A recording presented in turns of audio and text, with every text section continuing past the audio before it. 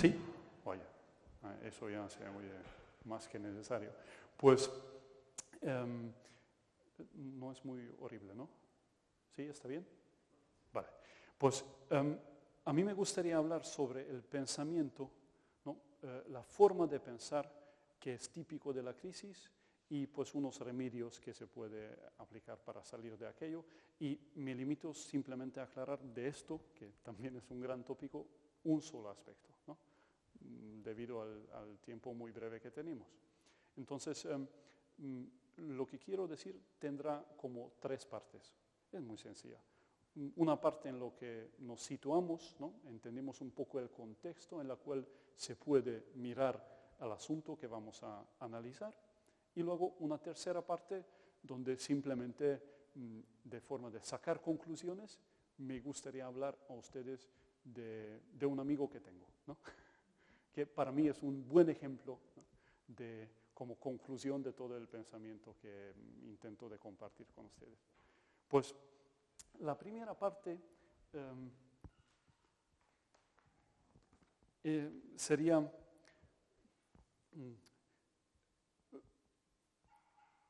entender qué significa la crisis, ¿no? Y antes de aclarar un poco el asunto, yo creo que tendríamos que revisar nuestra actitud frente a la crisis. Hay una actitud muy general y nunca revisada, ¿no? Eso es que desde luego tenemos que salir de la crisis, ¿no? Creo que parece que todo el mundo está de acuerdo con esto. Pues creo yo que, como suele ser, ¿no? Si todo el mundo está de acuerdo de un punto, aquel punto necesita revisión. Yo lo creo que es sostenible que antes de salir de la crisis tendríamos que entrar bien en la crisis, siempre y cuando se entiende lo que quiere decir con crisis, ¿no?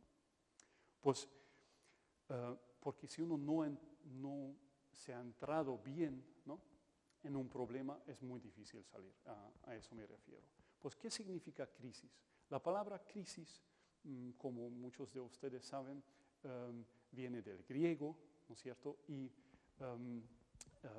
lo usan Hesíodos y Hipócrates en dos sentidos diferentes. Y creo que a mí no me gusta mucho hacer etimología, pero en este caso creo que ilumina un poco la gestión.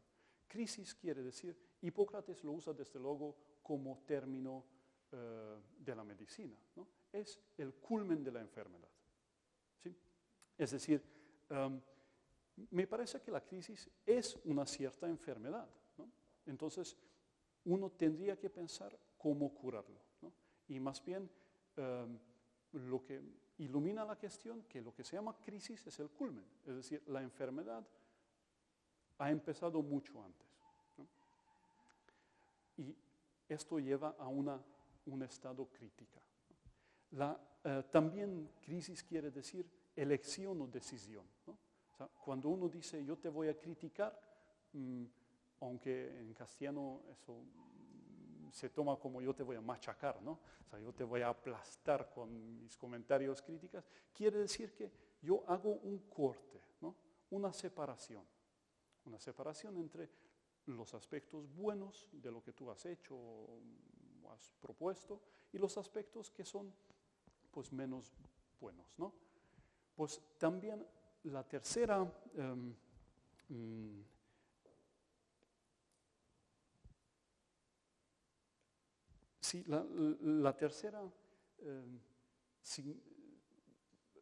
el tercer significado de la crisis entonces sería tomar una decisión, ¿no?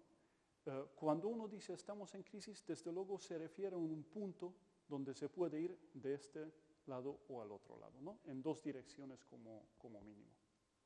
Pues, haber dicho esto, claro que uno tiene que entrar, tiene que entender la situación en la cual está para salir de la crisis. Luego, también nos parece, por lo general, obvio que estamos en una crisis económica, ¿no? Y muchos dicen que la crisis es simplemente económica y otros sostienen que es más compleja la situación, ¿no? Desde luego.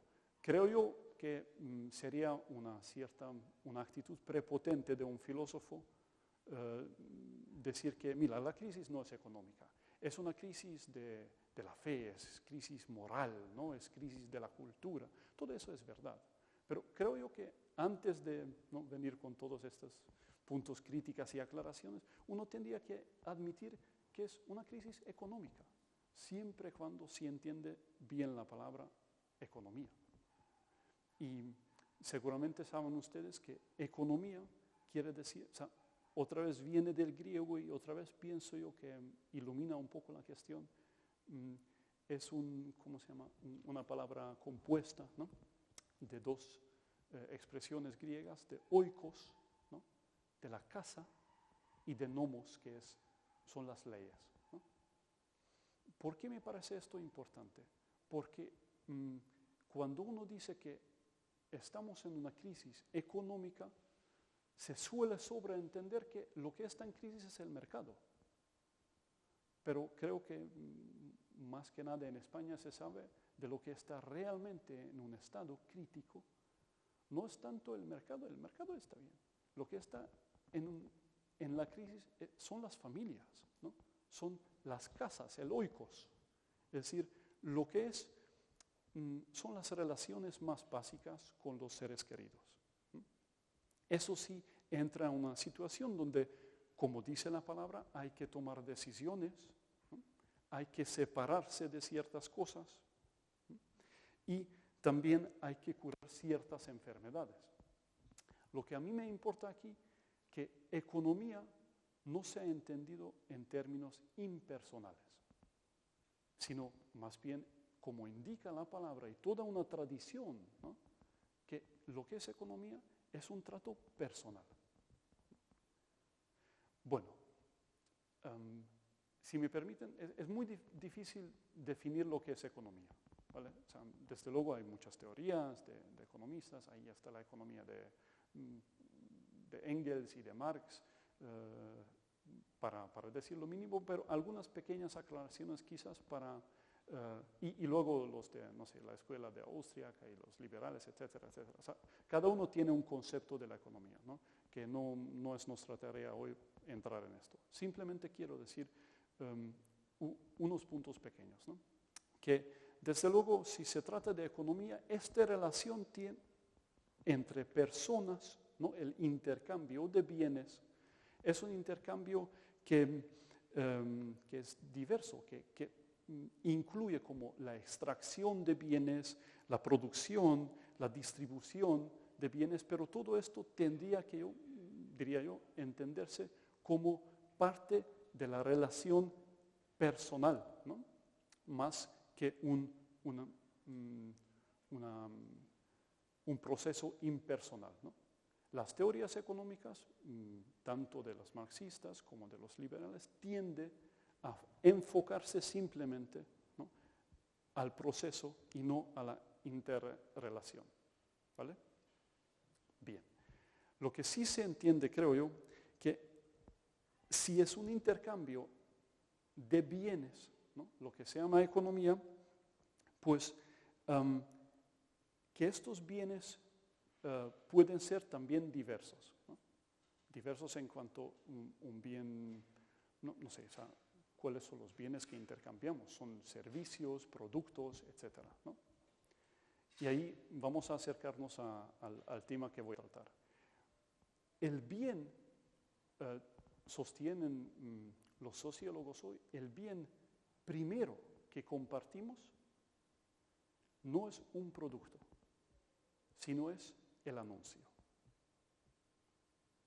¿Se entiende esto? O sea, lo que más se vende, el primer producto de la economía, el producto más importante, no es ni un servicio, ni son bienes concretos, ni son artefactos, no es el labor humano, sino es el anuncio. Es un dato sorprendente, pero pues creo yo que es más que evidente si uno piensa. O sea, lo que se vende es más un cierto estilo de vida, una cierta imagen, tanto de relaciones personales como de cómo estoy yo en la vida, ¿no?, quién soy yo, que el producto concreto. O sea, si se fijan ustedes, la mayoría de las cosas que compramos efectivamente no se necesita, ¿no? Pero nos convencen que lo necesitamos para, para ser un verdadero hombre. O sea, el ejemplo más claro es que el Gillette, ¿no? Para afeitarse, o sea, si no tiene ¿cómo se llama? Cuatro cuchillos, yo soy menos hombre, ¿no? O sea, porque con 3 ya es como, no sé, ¿no? Es un pequeño ejemplo, pero creo que se entiende. Luego, ¿por qué me parece esto importante? Por lo siguiente, porque lo que entonces se vende, y ahí quiero hacer los 2 conceptos básicos que luego voy a analizar en el segundo parte, es, eso no va, es espectacular, ¿vale?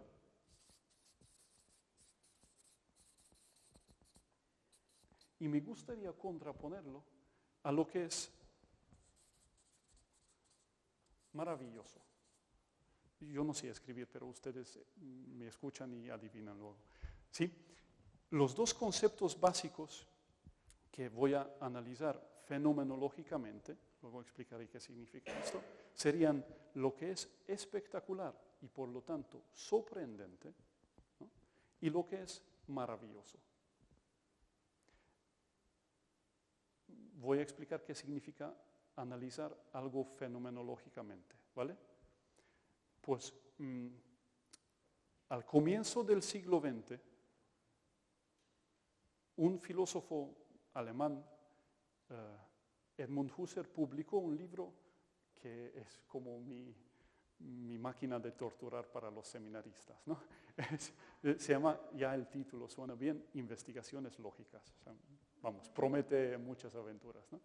Y en este libro, sin decirle más, el filósofo alemán propone un cierto método, ¿no? Que sin entrar a detalles, les voy a decir en qué consiste brevemente. Consiste en lo siguiente, tener una cierta disciplina de describir los fenómenos, es decir, entendimos la palabra fenómeno, ¿no? Las cosas en general, en cuanto nos aparecen para nuestra conciencia, ¿no? Dentro de los márgenes, dentro del contexto que aparecen, y se sorprenderá mucho, tal cual como aparecen, ¿vale?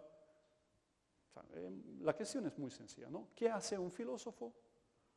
La respuesta de Husserl es, describe las cosas tal cual, ¿no? Correctamente, con rigurosidad, como aparecen a la conciencia. ¿Se entiende esto? ¿Sí? Les voy a dar un ejemplito, ¿vale? Pero por favor que me paren si no entienden, porque yo tampoco lo entiendo, pero ahí surge una discusión y a ver, ¿vale? Pues vamos a ver el ejemplo de perdón. ¿Les parece bien? Como el acto de perdonar, ¿no?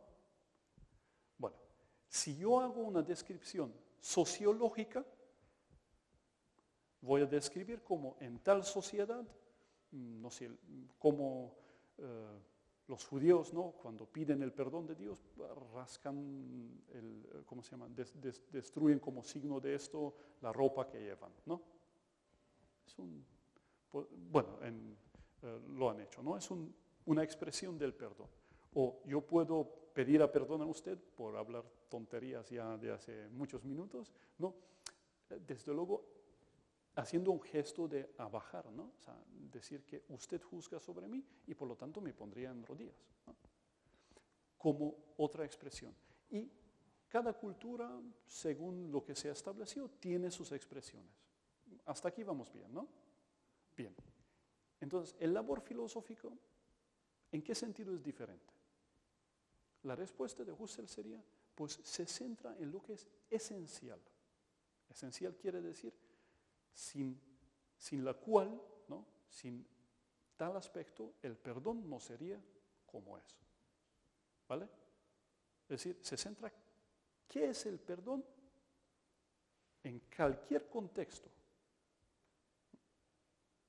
O sea, hoy como mañana, en la Edad Media, como en la Antigüedad, como en nuestros tiempos posmodernos, etc. ¿Vale? pues, ¿cómo lo hace? Lo tiene el fenómeno, ¿no? El acto de perdón, lo tiene frente de su conciencia y lo mira y le da vuelta, ¿no? Dar vuelta quiere decir, pues, leer muchos textos, ¿no? A eso se dedica un pobre filósofo, leer textos y a ver cómo lo han entendido tal, cómo lo han entendido aquellos, y de esto, pues, intenta de recoger lo que es esencial para que el perdón sea perdón, ¿vale? Porque si una vez lo hemos entendido, créeme que hemos ganado mucho, ¿no?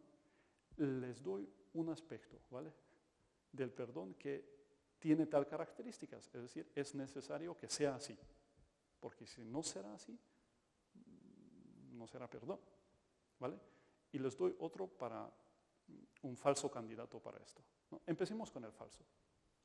Según Schopenhauer, el perdón es simplemente olvidar la culpa del otro.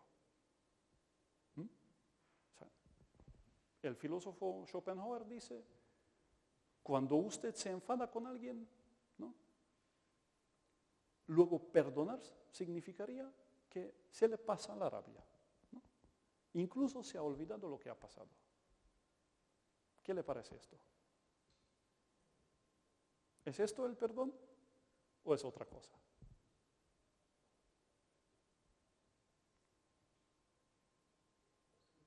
Por supuesto que sí, pero no se olvida. Eh, Se hace que se olvide que no se olvide. Eso, ¿no? O sea, hay una diferencia entre que usted, no sé, se acerca a la persona y le dice, te pido perdón, y le dan el perdón, ¿no?, que decir, bueno, lo dejamos, o sea, no nos hablemos, lo dejamos y pues se olvidará, ¿no? Es verdad, o sea, no es totalmente tonto lo que dice Schopenhauer en el siguiente sentido. Claro, que una vez perdonado, la memoria de tal acto, en cuanto a maldad y herida, ¿no?, a lo mejor puede desvanecer, como dice usted, a lo mejor, ¿no? O sea, tampoco es como ¡pum!, borrado de memoria. Bueno, es decir, pero esto es un falso candidato, ¿no? No es esencial. ¿Qué sería esencial? Sería esencial, por ejemplo, de que para perdonar, es muy sencilla, perdón, no voy a decir una gran cosa, ¿no? Hay que tener personas, claro. O sea, realmente para ejercer el perdón, uno necesita de capacidad de ser persona. O sea, de tener el libre arbitrio. Yo no puedo decir a un perrito o a esta silla que se perdone, ¿no? No sería perdón en el sentido pleno de la palabra, ¿no? O, por ejemplo, que otro aspecto que para perdonar hay que tener una cierta culpa, o sea, hay que entender, captar, darse cuenta, ¿no?, de lo que uno ha hecho ha sido mal. O sea, poca cosa sacamos si me acerco a usted y le digo, oye, perdona. O sea, ¿perdona qué? ¿No? O sea, se entiende, ¿no? Pues eso es una descripción fenomenológica, se centra entonces en las cosas esenciales. ¿Se entiende? Aleluya. Entonces, lo que voy a hacer es intentar de sacar lo que es esencial en estos dos aspectos. ¿Sí? ¿Por qué lo hago otra vez? Vamos a repetir, porque a mí me parece que lo que es un aspecto importantísimo de los bienes que intercambiamos dentro de la academia, de la economía, un aspecto importante es que son espectaculares. Es decir, que nos quieren sorprender, ¿vale? ¿Llevamos bien? ¿No? Porque lo que es, ¿qué hace el anuncio? Per definición, pues saca aquellos rasgos del producto que son de alguna manera sorprendentemente buenos. ¿Vale? Mi tesis es lo siguiente. Si uno quiere salir de la crisis, tendríamos que aprender de reaprender, ¿no?, de pensar no tanto fijándonos en lo que es espectacular, sino en lo que es maravilloso. ¿Vale? O sea, fíjense, no quiero decir otra cosa. O sea, lo que quiero decir más adelante es simplemente matizar eso y explicarlo. Pero es lo que he preparado para esta noche y más mi ejemplo de mi amigo. ¿Les parece sencillo, no? Bueno, ahora, vamos a ver lo que es entonces espectacular y lo que es maravilloso, ¿no? Bueno, espectacular se habla... espectacular es siempre sorprendente. Si algo no me sorprende, no es espectacular. ¿Vale? O mejor decir, incluso si según el sentido de la lengua castellana no es así, a mí me gustaría, lo digo más humildemente, a concentrarme a aquel tipo de espectáculo, ¿no? De espectacular que trabaja con lo que es sorpresa. ¿Vale? Pues fíjense, que alguna cosa me sorprende, ¿qué implica? Implica desde luego un contexto de expectativas. ¿Vale? Es decir, implica que yo tengo algunas expectativas del pasado que creen un contexto, para decir así, un horizonte, ¿no? En la cual lo que es espectacular puede parecer como espectacular. ¿Se entiende? O sea, si usted no tiene expectativas, si no espera que suceda tal cosa en una cierta manera, muy difícilmente le podría sorprender. ¿Vale? Bien. ¿Por qué me parece esto importante? Por lo siguiente, lo que es maravilloso, es decir, lo que es maravilloso lo digo y luego voy explicando lentamente, ¿vale? Lo que es maravilloso no tanto, o sea, no es un cambio dentro del contexto, sino es el cambio del contexto, ¿vale? Pero voy más lentamente.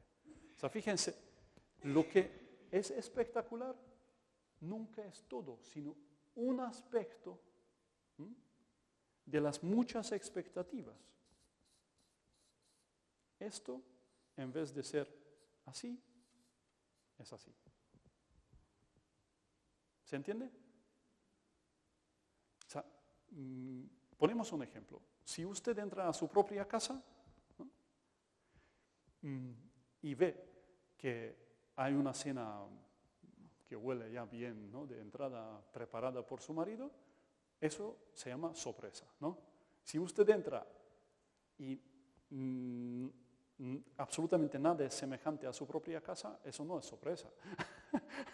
Eso es otra cosa, ¿no? Seguramente es la casa de vecino o lo que sea, pero se entiende, ¿no? Un montón de cosas tienen que mantenerse para que se hable de una sorpresa. Lo que es sorprendente es causado por un evento, por lo tanto, ¿vale? Es decir, es un aspecto, ¿no? Luego es un evento.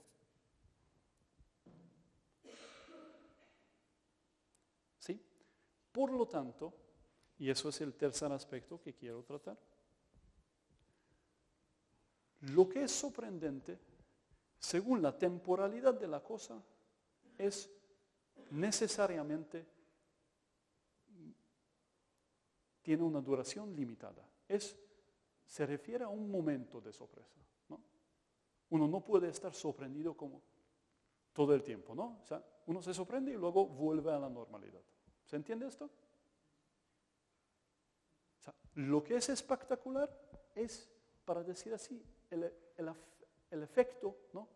Que se causa en un momento, ¿no? Bien.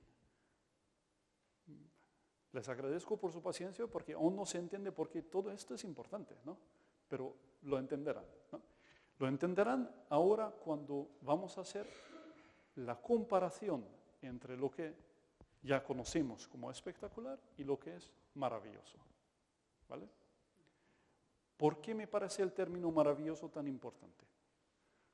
Por la sencilla razón que, según la tradición, y creo que aquí hay mucha verdad, el comienzo de la filosofía, es decir, de la reflexión profunda, es maravillarse. ¿Vale? Con lo cual quiero sostener lo siguiente. La crisis de la economía, más que nada, mirando de un punto de vista filosófico, consiste en que produciendo espectáculos nos impide a pensar. ¿Se entiende? ¿Cómo? Pues que nos roba, para decir así, el primer momento del pensamiento. ¿Vale? Bueno, para que realmente entendamos lo malo que es esto, tenemos que entender qué significa lo maravilloso. ¿Vale? Fíjense que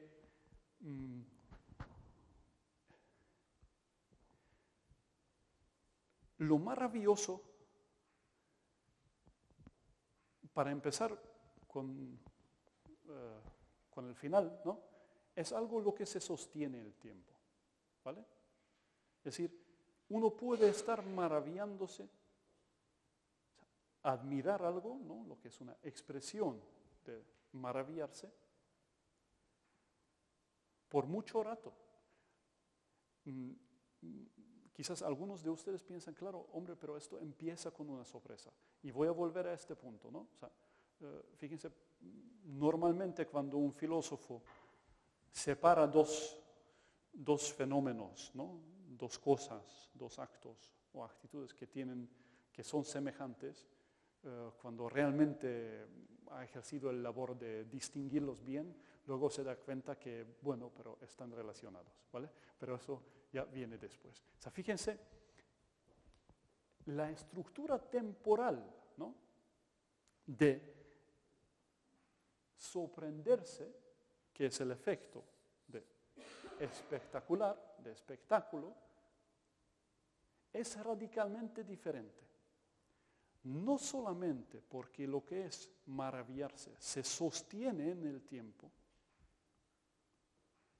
y tiene incluso la posibilidad de intensificarse, ¿no?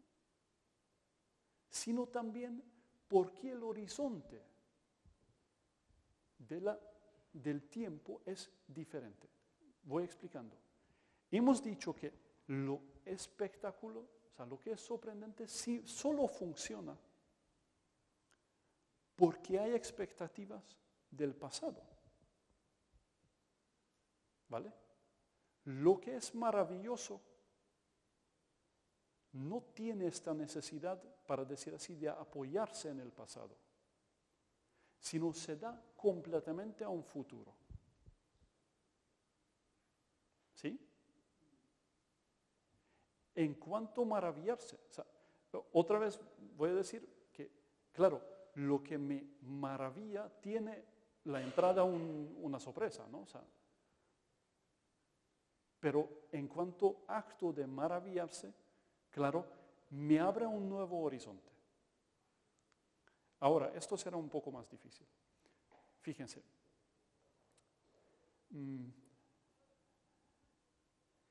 Es que no simplemente que no mira hacia atrás para ver lo nuevo, como lo hace el espectáculo, sino el maravillarse entiende lo que tiene enfrente como lo que adviene, se me da en intensidad siempre más grande. Creo que eso es un poco difícil de captarlo. Fíjense, sí, por favor. De lo que estamos hablando, creo entender, es de la necesidad, es un cambio de paradigma. Lo maravilloso, lo que estamos haciendo es proyectarnos en el futuro y a partir de bases nuevas, no tanto fundamentando en el pasado. Es cambiar estructuralmente. Ha dicho usted dos cosas y los dos son... el uno era el paradigma y el otro era proyectarse, ¿vale? O sea, lo analicemos los dos. Sí, de acuerdo. Me parece que lo que es maravilloso da otro paradigma. He dicho que lo que es sorprendente siempre es un cambio dentro de un contexto, mientras lo que es maravilloso se me cambia todo el contexto. Fíjense, un ejemplo un poco ñoño, ¿no? Pero mirando, contemplando un atardecer, ¿no? O contemplando pues, una belleza de una persona, ¿no? Mujer o hombre o lo que sea, ¿no? No lo que sea mujer o hombre. Pero, ¿me entienden? Esto, desde luego, cada uno de nosotros tiene la experiencia que realmente cambia el contexto. O sea, yo puedo hablar solo como hombre, ¿vale? O sea, ver el Alhambra en sí es una cosa. Ver el mismo edificio con mi novia es radicalmente otro contexto, ¿no? Porque lo que es el edificio de Alhambra, pues aparece en la relación entre nosotros, como un regalo para nosotros que lo disfrutemos juntos. ¿Se entiende lo que quiero decir? Con cambiar de contexto. Una belleza que no es que me simplemente sorprende, porque es algo diferente, sino lo que me invita a seguir aquel logos, aquel novedad, aquel sentido que se me abre ahí, es decir, me invita a maravillarme, cambia el contexto de su entorno. ¿Sí? O sea, estoy refiriéndome a la experiencia muy banal de que después de una buena experiencia estética, que sea un concierto, un cuadro, una película, lo que sea, ¿no? Uno mira a la realidad con ojos nuevos. ¿Se entiende lo que quiero decir, no? Bien. Es decir, sí. Esto quiero decir sí. Luego. Esto es una idea. Creo yo que entiendo lo que usted dice, pero sí cambiaría la palabra.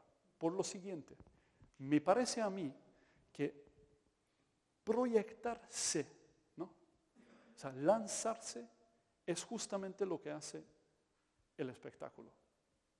O sea, tiene este efecto. O sea, cualquier anuncio tiene este efecto. Lo que quiere es que yo me proyecto, que yo tengo otra imagen de mí mismo, en la cual, desde luego, entra el producto que me promete de cambiar mi identidad, ¿no? Es decir, justamente está basado en el hecho de que hay una posibilidad de que yo sea otro, pero otro al base de mi pasado. O sea, sí, yo soy yo, pero nunca transformarme totalmente. ¿Me explico? O sea, mantenerme a mí simplemente con más pelo, lo que sea. ¿Me entienden, no? Es decir, me parece a mí de lo que es maravillarse es completamente lo contrario. O sea, ahí no es que uno está fijando a unos aspectos que lo pongo yo y a través de los cuales yo me acerco a la cosa, sino la cosa se acerca a mí. O sea, es más bien un dejarse llevar en pasivo receptivo que activamente buscar, investigar aspectos. O sea, fíjense, la contemplación como, no sé, la contemplación del puesto de sol, ¿no? Es algo radicalmente diferente de analizar qué calor tiene el sol y qué distancia tiene del... Eso es investigar. Ahí yo me proyecto. ¿Se entiende? O sea, yo escojo elementos que me interesan y donde yo voy a profundidad. La otra cosa de maravillarse, yo me dejo de llevar.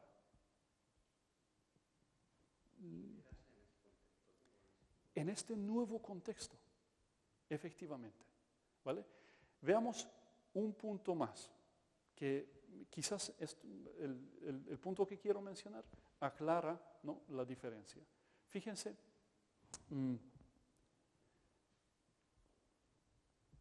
cuando uno está sorprendido por algo lo que es espectacular, hemos dicho que esto concierne un aspecto. ¿Sí? Concierne, por lo tanto, se refiere a estar así, ¿no? Que la cosa está a su estado, ¿no? Pero no se refiere, muy al contrario de maravillarse, al ser. ¿Se entiende? Bueno, filosóficamente, y no quiero sobrecargar a ustedes, se habla de una diferencia ontológica entre ser y esencia, ¿no? El uno se refiere que las cosas existen y el otro como son, ¿vale? Que subsisten en alguna forma. ¿Se entiende, no? Es decir, me parece que lo que es maravilloso solo se entiende bajo, frente de un fondo de la nada. ¿Me explico? Cuando uno realmente está maravillándose, se da cuenta de que las cosas existen, que son como son, es decir, más que nada que son buenos y bellos, ¿no? Esos dos aspectos, lo que se llaman trascendentales, ¿no?, nos llaman, dice la palabra griega, llamar o gritar, ¿no?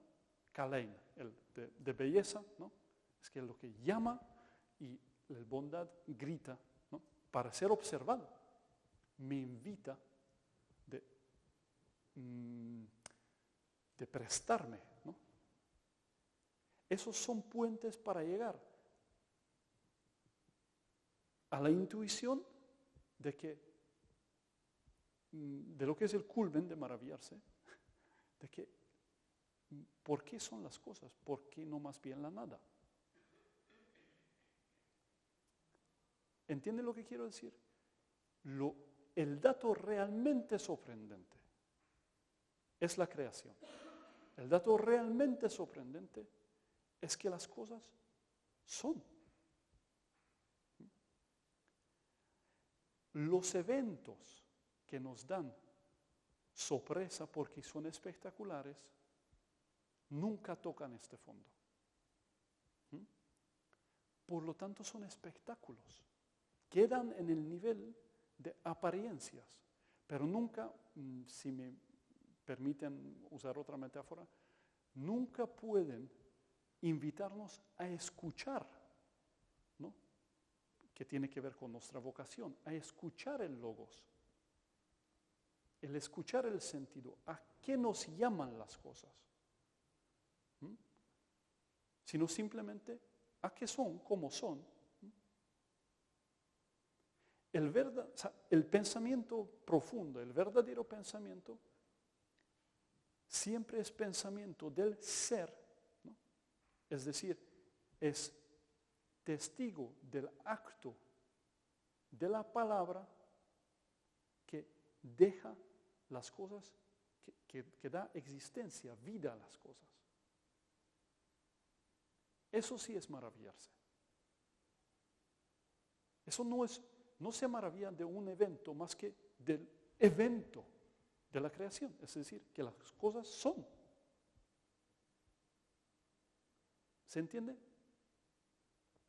Ya se verá, esto tiene consecuencias radicales. Hablaré de mi amigo y se sorprenderá lo concreto que es esto. ¿Sí? Creo yo que ahora se entiende mejor, ¿no? Que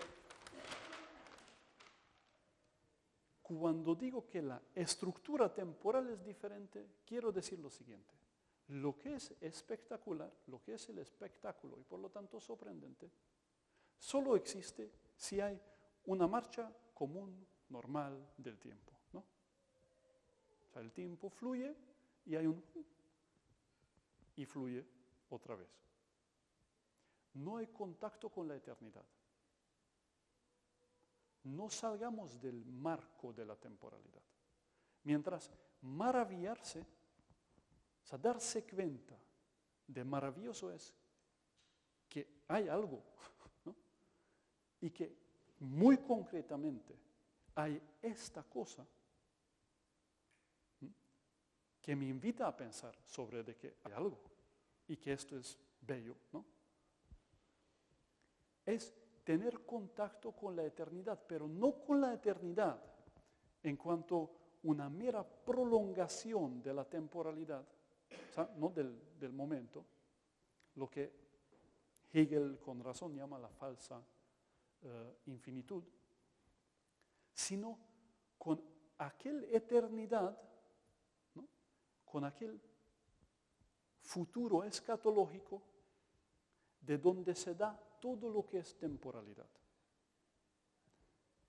Me refiero a que, pues, lo que es el comienzo y el fin es Dios. ¿Me explico? Él nos da el tiempo.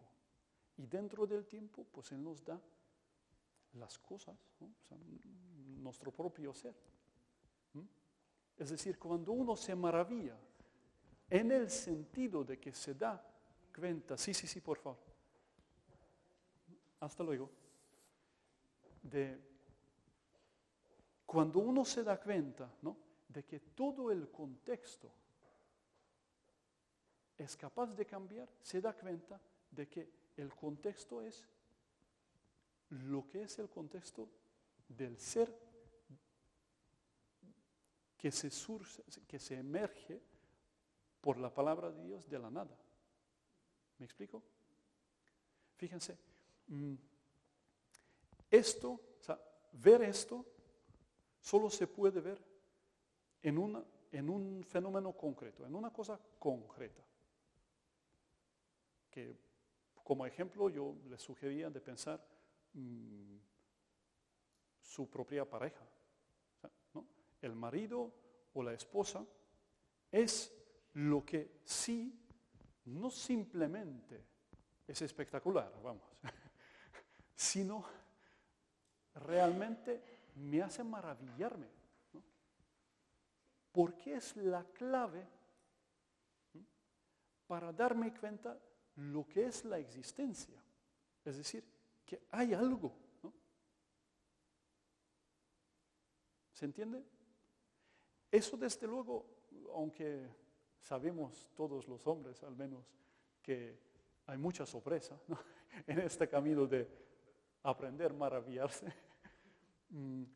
Claro, las sorpresas sirven en cuanto a invitación, ¿no?, a darse cuenta del primer milagro, que el otro es.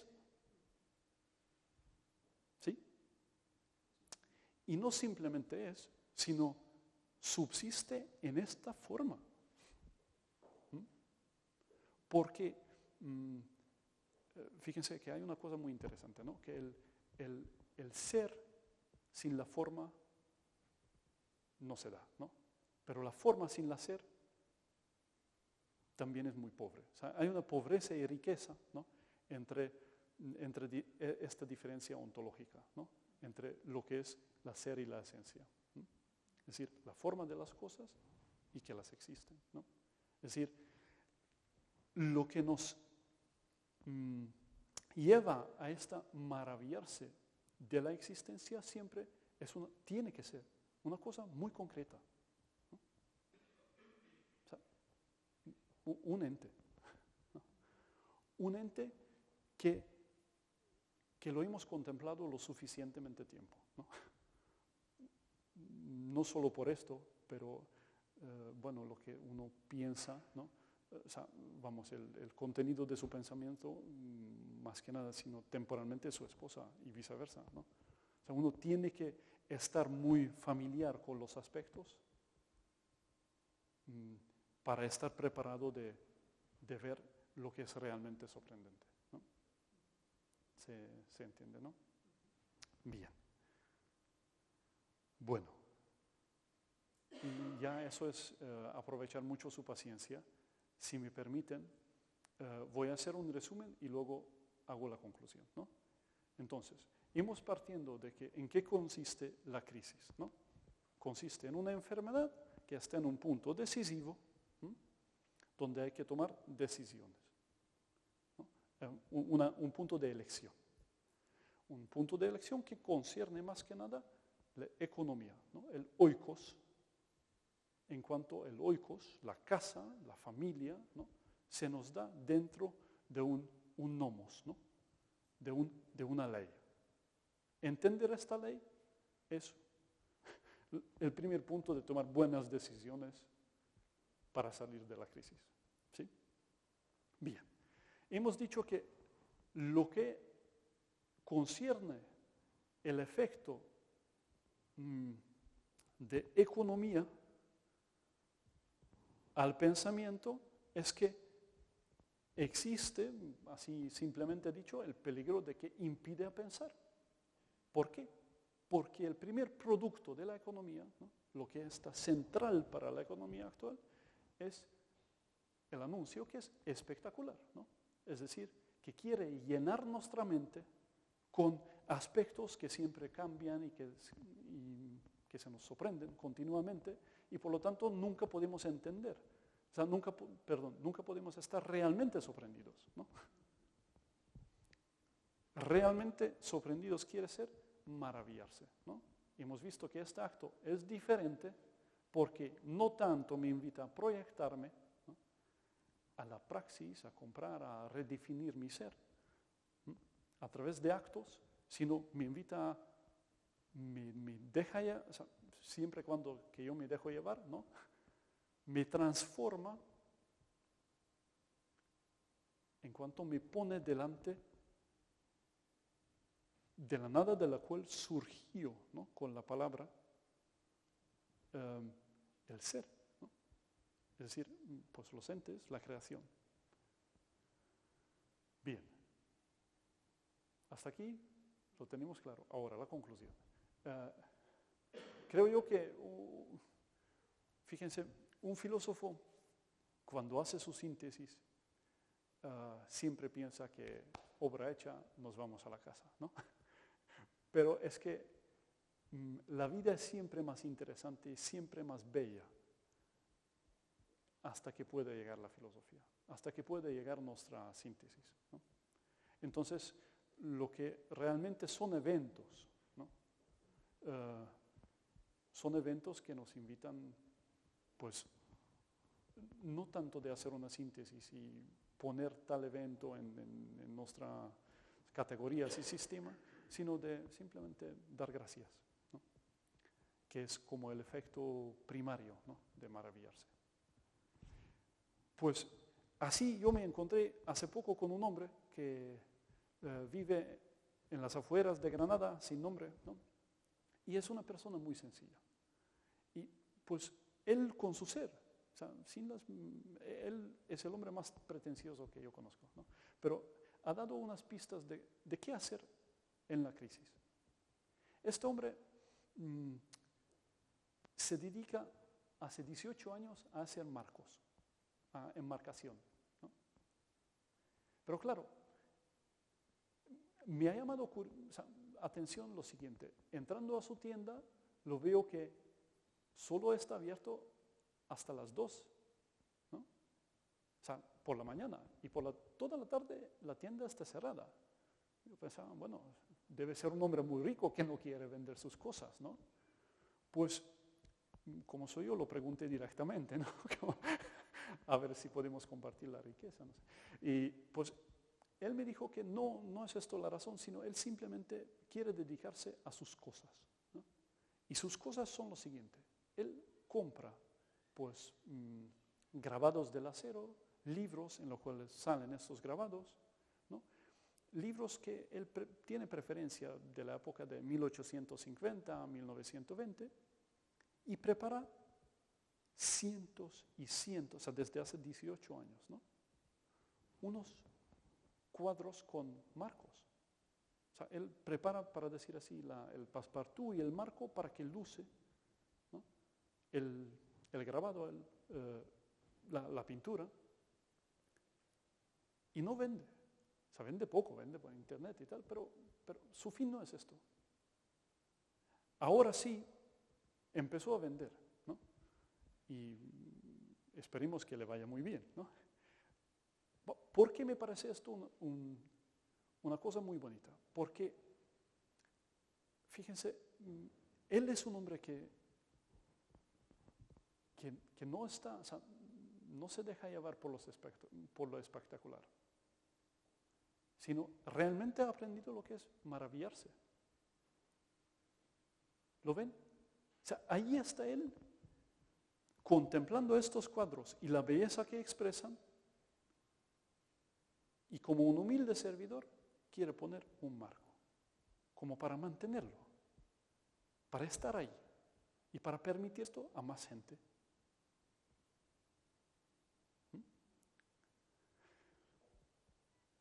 Ahora, me parece importante también decir que esto es incluso lucrativo. ¿Sí? O sea, ha sido un hombre, eso olvidé decir, a quien por la crisis lo han despedido, no por esta crisis, sino la anterior. Y cuando uno, pues, está despedido, pues, de repente lo tiene la libertad y puede tomar una decisión, ¿no? Para mí es un ejemplo. Yo soy muy débil para decisiones así, pero me pareció bien que haya gente que pueden hacer esto. ¿Me explico? Que haya gente que por la tarde se pueden dedicar a contemplar más que un humilde filósofo cuyo trabajo sería contemplar. Entonces, pues simplemente para decirles que de lo que he hablado no es ciencia ficción, ¿no? Que hay unas cuantas personas entre nosotros que lo han entendido mucho mejor de que lo que yo he podido explicarlo, ¿no? Porque no solo lo han captado, sino lo viven. Bueno, pues si tienen preguntas, comentarios o quieren discutir con esto, yo aquí estoy, pero no quiero aprovechar más de su paciencia, ¿vale? Entonces, si alguien tiene citas importantes, lo... Cuando hablamos de lo maravilloso, nosotros nos convertimos en sujetos pacientes, ¿no es tanto? Sí. Que nos estamos dejando hacer. Yo lo creo que, o sea, Por lo esencial. creo yo que lo que sucede se puede llamar quizás como recepción activa, ¿no? Es decir, claro, lo que se me ofrece con el carácter de invitación. Y ahí uno puede seguir. O sea, me explico, y créanme que no es fácil. O sea, cuando uno nos da maravillosa, nos pone en este estado, uno siempre puede tomar la decisión concreta, contraria. Y vamos, que solíamos hacer esto, porque tenemos muchas cosas que hacer, ¿no? Pero sí también se puede aceptar la invitación, ¿no? y seguir con la actitud con la humildad de un servidor, ¿no? Aquel logos, aquel sentido que ahí se me ofrece sobreabundantemente. En el sentido sobreabundantemente que no simplemente para el contexto, no me contesta lo que yo le he preguntado, me da más. Aquel surplus, ¿no? Lo que es el sentido sobreabundante de una belleza de una persona, ¿no? de la mujer o del marido, es lo que me invita el inglés tiene una palabra, to dwell, ¿no? De hacerse una morada o algo así se llama eso en castellano, ¿no? O sea, como existe tal expresión. O sea, como estar ahí, o sea, pasar tiempo ahí, ¿no? O sea, habitar, ¿no? Morar ahí. Evidentemente, hay un paralelismo clarísimo con Dios, hablando de eso. Sí, sí. Obviamente, porque es que se acomoda muy bien.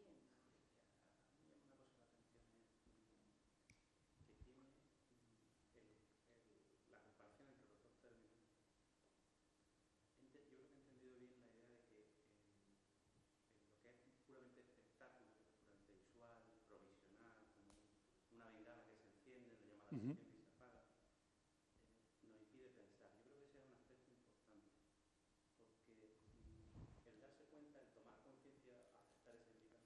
Ujú.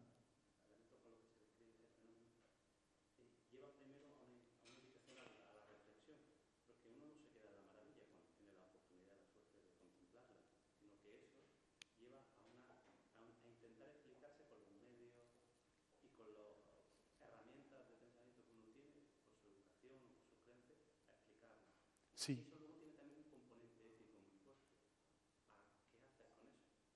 O sea, lo que es la economía verdadera es, no puedo usar otra palabra, es dar testimonio de lo maravilloso. Es decir, introducirlo, ¿no?, en el intercambio entre loicos, o sea, dentro de nuestra comunidad.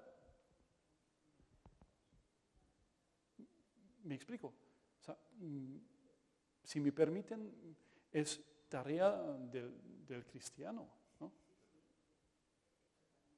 En el sentido de que,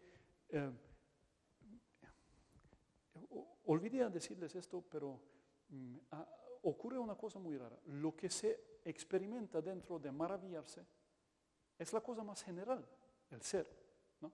Luego, siendo la cosa más general, elige las personas a quien se muestra. O sea, lo que quiero decir, elige en el sentido de que no que es, o sea, vamos, quiero decir que no intelectualmente las elige. No estoy hablando de un intelectualismo que solo ciertas personas con calificaciones pueden.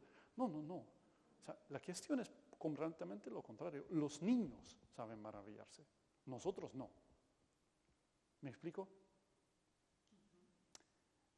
No es selectivo en este sentido, sino selectivo en el sentido que, pues, depende de nuestra voluntad de aceptar esta invitación general. Y no es necesaria que se acepte. O sea, no se nos impone. Lo que es maravilloso nunca se impone, se ofrece. ¿Mm? Pero cuando te maravillas, de verdad,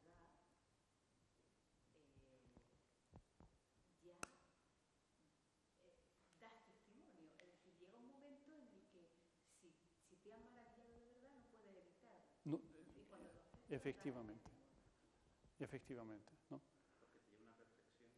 Porque, y la invitación nunca es impersonal. O sea, fíjense, lo que es sorprendente suele ser impersonal, ¿no? O sea, los anuncios son las cosas más impersonales, si me permiten, ¿no? O sea, desde luego, están diseñados, que no es cosa fácil, para ser impersonales, es decir, para cualquiera. Luego, lo que intenté decir hace un minuto es que lo que es maravilloso es personal, y como personal yo me siento seleccionado, invitado personalmente, ¿no? Porque, desde luego, no cualquier aspecto me puede llevar a maravillarme a mí, y que serán aspectos distintos, porque mi sensibilidad, mi ser, mi forma de ser y mi vocación es diferente que la vocación de ustedes. O sea, en este sentido, vocación personal, ¿no? O sea, nuestra vocación, desde luego, es lo mismo, ¿no? Pero en este sentido personal. Sí, sí, sí, por favor. Sí, sí, ya yo he terminado con todo.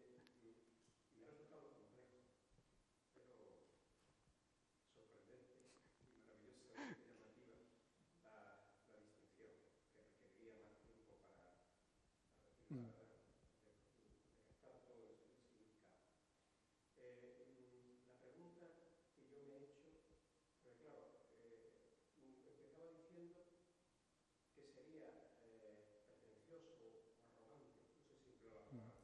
Ujú.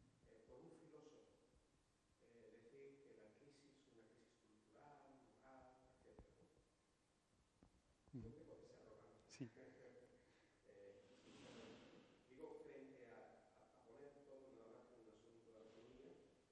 Ujú. Sí.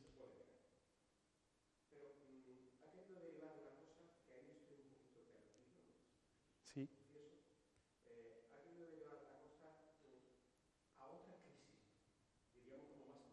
Ujú, que yo creo que estudia porque, es decir, las razones de la crisis son, como la palabra indica, razones, ujú. tendría Sí, sí, sí. diversas. Pero claro, estaba apuntando una que me ha resultado novedosa, Ujú. muy cuidado, valga la palabra, ¿no? Pero no termino de ver en qué sentido esta atadura a lo sorprendente y no apertura a lo maravilloso puede provocar, entendería que una crisis cultural, entendería que una crisis moral. Mi pregunta está, ¿una crisis económica? Entiendo, sí. Mm,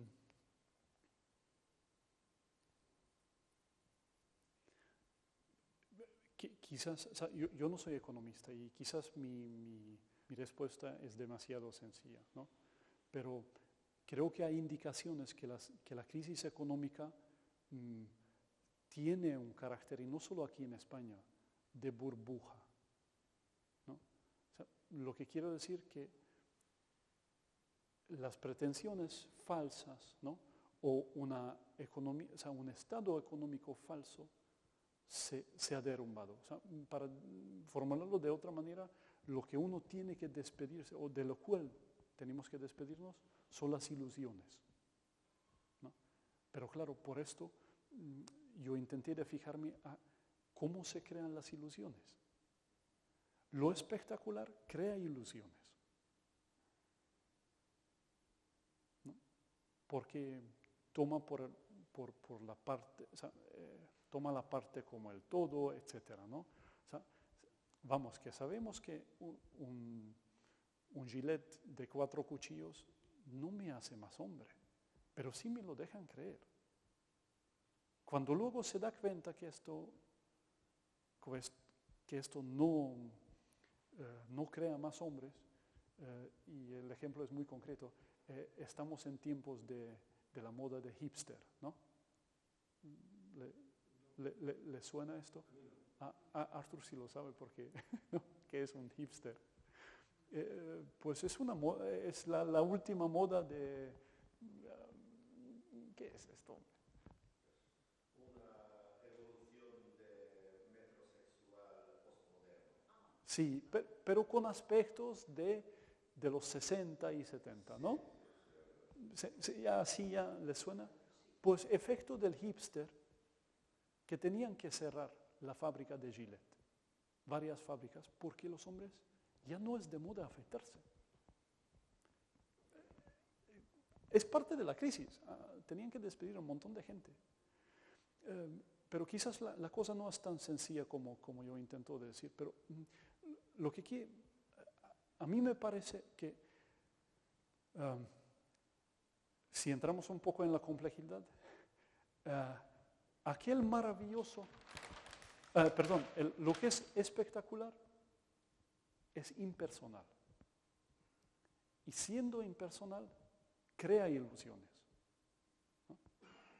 Lo que es la verdadera economía es el compartir de bienes donde se regala cosas, incluso si el dinero está involucrado. ¿Qué quiere decir esto?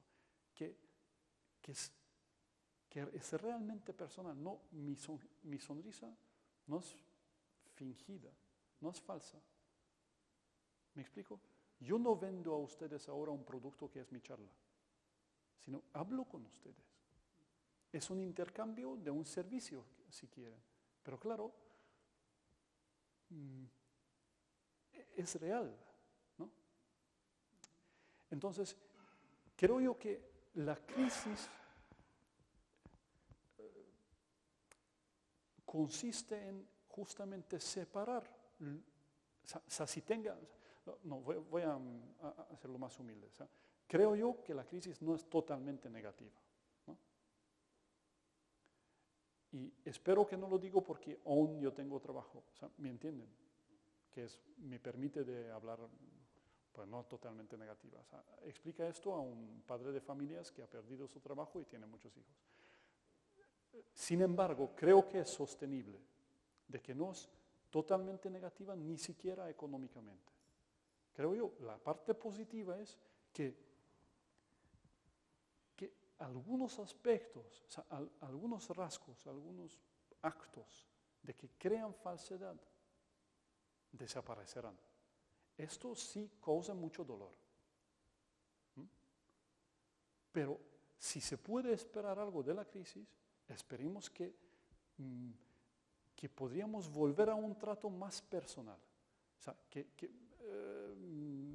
sin entrar en detalles, que, por ejemplo, no sé, en vez de comprar en IKEA cosas, yo puedo ir a su casa y comprar la mesa que no necesita, porque yo lo necesito.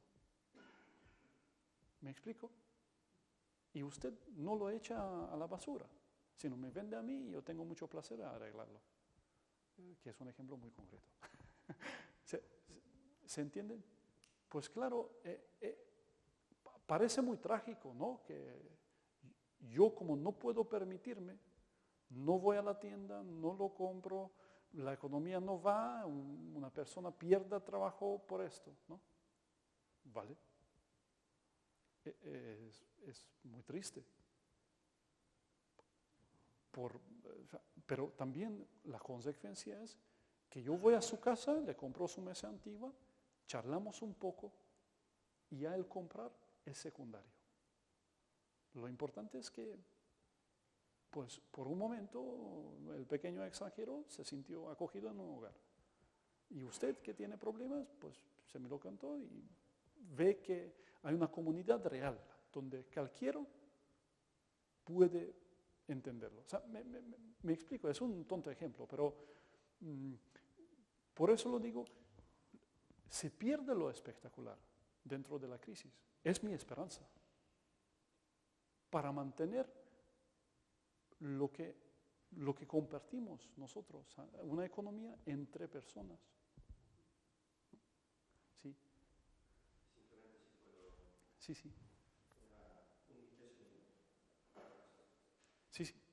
La pregunta que he hecho usted, es decir, ¿qué relación hay entre lo cultural, moral y económico?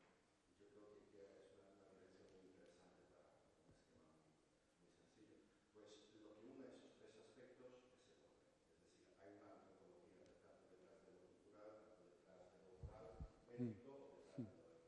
Bien, para traducir lo que ha dicho el profesor Salai en términos cronológicos, para mí resultan un tanto extraños. Intentaría explicarlo y decirlo en términos de antropología filosófica. Y cuadra perfectamente lo que he dicho. Es decir, una de las características de lo espectacular, como un rasgo, sería el beneficio. Es decir, lo espectacular espera un beneficio. Un beneficio puede ser una sorpresa o consecuencia de la sorpresa, un beneficio. Lo maravilloso, el rasgo fundamental desde el punto de vista antropológico, sería la donación. En tanto en cuanto el beneficio siempre es temporal, la donación es atemporal, es eterna. Por lo tanto, en la experiencia cristiana ya de los primeros siglos del cristianismo hasta bien entrado el medievo, existía incluso conciencia de algo que era maravilloso y donado. Y eso se reflejaba en unos textos muy concretos, preciosos, que se llamaban Magnalia Dei, que eran las descripciones de las maravillas que hacía Dios donándose en la historia del hombre. El beneficio después de lo espectacular, ¿cómo se traduce en el lenguaje económico? También en el moral, ojo, aquí habría una tradición protestante muy interesante de explicar, y cultural, por lo tanto, pues se traduce en una palabra que ahora predomina, tanto lo cultural como lo económico, que es la palabra productividad. ¿De acuerdo? Si nos damos cuenta, es la base del discurso, incluso que él pretende decir que no sabemos sacarnos de la crisis, cuando la realidad es exactamente volver a lo mismo, a la diferencia entre lo que es ilusorio y que pretende un beneficio a corto plazo o lo que es un modo de ver al hombre con toda su complejidad de relación, completo, con toda su plenitud, como una donación, como un acto de donación y como la vida como respuesta a esa donación. Yo simplemente... Sí, sí. Es que quizás una pequeña corrección del malentendido. Cuando yo al comienzo he dicho que un filósofo es como un poco arrogante cuando dice, no hablemos de la crisis de la economía. Me parece arrogante en el sentido de que, o sea, por dos razones. El primero es que no entra en el problema. O sea, ve el problema como problema sistemático y no como un problema personal. O sea, cualquier discurso que uno no puede dar a su amigo que ha perdido el trabajo es un mal discurso. ¿Me explico? O sea, es decir, si no entiendes que tengo problemas económicos, pues mejor no me hables. Y es el filósofo que quiere, que va más allá, o sea, en los nubes, ¿no? Es un filósofo ridículo. Y decir que no, el problema es más grave. Bueno, pero entonces, si es más grave, si es cultural, ¿puede usted señalarme la relación entre las dos cosas? Por eso la arrogancia o la incapacidad de un buen filósofo también se ve en cuanto deja la imagen fragmentada como era, porque solo aquí quiere aplicar un remedio, ¿no? Así no se cura una enfermedad. ¿Me explico? O sea, no que yo pretendo de haber hecho otra cosa, pero lo sé que no está bien hecho si está hecho así. ¿Se entiende? O sea, por esto, lo que... su pregunta es una de las preguntas más importantes. O sea, ¿hay una unidad entre todos estos ámbitos o no hay? Y yo creo que hay, ¿no? Y hay muchos modos y muchos caminos de llegar, ¿no? Al punto de donde se ve aquella unidad. Yo he intentado, con este pequeño camino, encontrar un punto de donde se ve el ser, ¿no? O sea, dicho en palabras, o sea, más adecuadas, yo intenté decir que la curación de la crisis es el encontrar con el Logos, pero el Logos es Cristo. O sea, lo que realmente es maravilloso es el Señor. Y Él nos invita personalmente. ¿Me explico? Y no nos invita a producir, nos invita a otra cosa. O sea, pues eso. Bueno, sí. Sí, por favor. Sí. Muchas gracias, hasta luego. Lo que plantea es una revolución. Sí. En el buen sentido de la palabra. Sí. Una metanoia, una conversión, sí. Estoy de acuerdo. Artur Mrówczyński van Allen. Sí, es el director de la editorial, sí. Entonces, evidentemente hay que educar a las personas, a los individuos y a la sociedad. Yo lo que quería preguntar es, bueno, ¿cómo podríamos educar para que se fuera abandonando lo espectacular y se fuera, no pretendo educar a la humanidad, es decir, a los tres alumnos que tiene uno delante, y a uno mismo, Es decir, a ver, ¿cómo educar para pasar de lo espectacular a lo maravilloso? Yo quisiera escuchar su propuesta.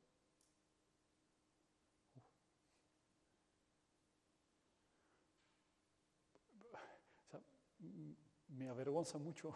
Yo doy clases de estética, ¿no? En el seminario y no lo sé. O sea, lo que puedo decirle que es una lucha. O sea, que es una lucha. Luego, yo lo creo que el único camino que sirve para algo es que,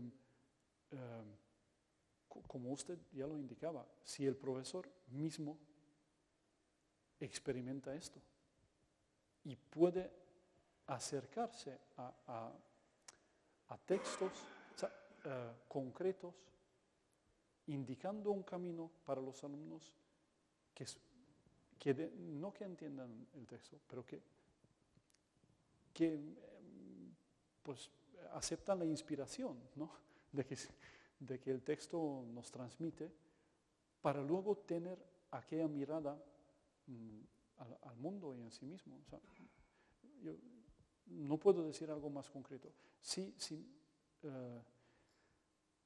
Simplemente quiero decirles que todo lo que he dicho hoy no es nada más de lo que ha surgido de una lectura de Tertuliano sobre De Spectaculi.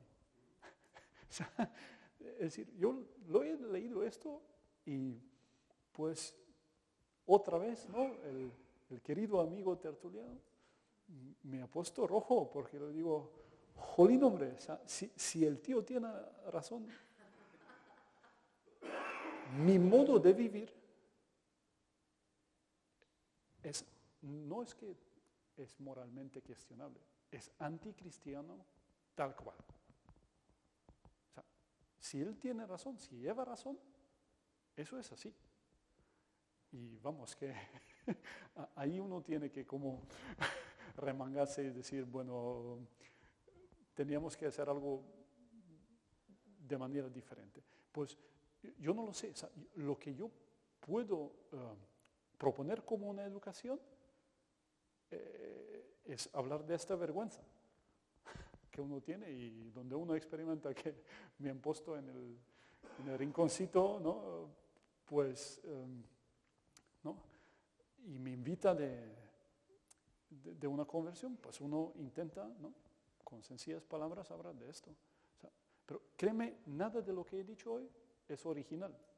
O sea, todo esto dice Tertuliano, dice de palabras diferentes y no habla de la economía. Pero él dice, si eres cristiano, deja los espectáculos, tío. O sea, no son para esto, son moralmente, etcétera, y más que nada, dice él, es un sacrilegio. Y bueno, argumenta, ¿no? Y muchos de sus argumentos pues, son buenos o mejores, o sea, pero el tono es esto. Dice que después de lo que ha pasado con Cristo, lo espectacular y los espectáculos no son simplemente poca cosa, sino nos alejan de Él. ¿No?